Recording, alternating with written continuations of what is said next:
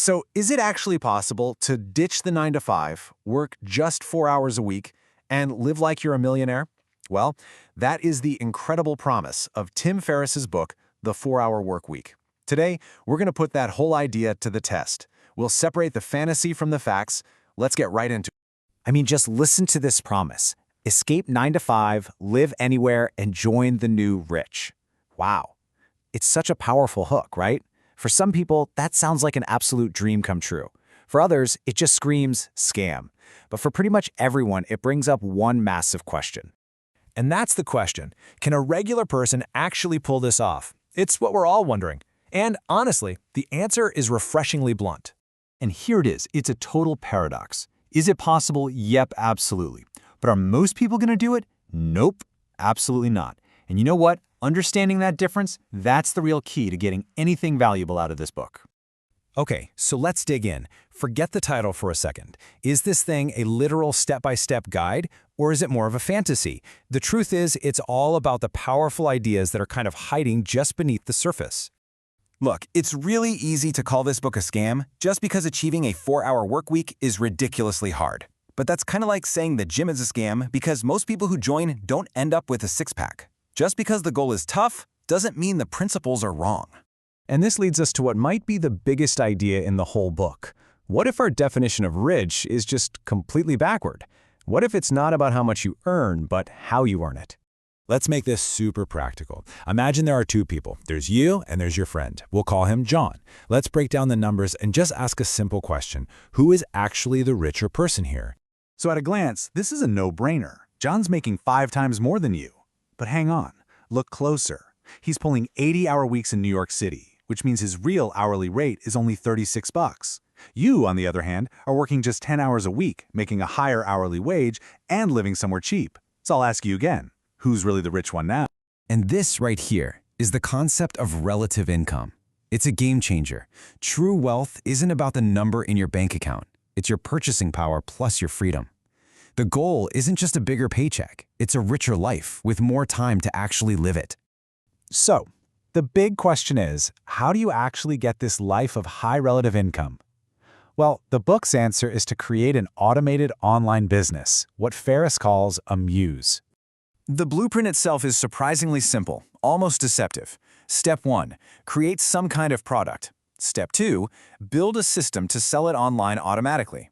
The absolute key here is that the business is designed to work for you so you don't have to. And this is where the real magic trick comes into play. You earn in dollars and spend in pesos. See, if you have an online business, you can make money in a strong currency like the US dollar, but live somewhere the cost of living is way, way lower. It's called geographic arbitrage, and it's basically how you put your relative income on steroids. Let's think of a modern example, something like a YouTube channel. You pick a topic you're passionate about, let's say philosophy. You make fun videos explaining cool concepts. Over time, you start making money from ads, maybe some affiliate links, and then you could even sell a little digital product. That right there is a perfect 21st century muse. Okay, but before you run off and quit your job to become a philosophy YouTuber, we need to have a very serious reality check. Because there is a massive trap when you get advice from an expert. It's called the expert's blind spot. See, for someone who's already a master at making videos and marketing and all that stuff, they might say, oh yeah, you could get that up and running in a few months. But for a total beginner, learning all of those skills from scratch is a huge, huge mountain to climb. So let's just be real about the timeline here. The dream is to be free in 6 months. The reality, it's probably more like 2 to 3 years of grinding, learning, and failing. But then you put that into perspective. What's the alternative? A 40-year career in a cubicle. All of a sudden, a couple of years of hard work for a lifetime of freedom, well, that starts to sound like the deal of the century, doesn't it?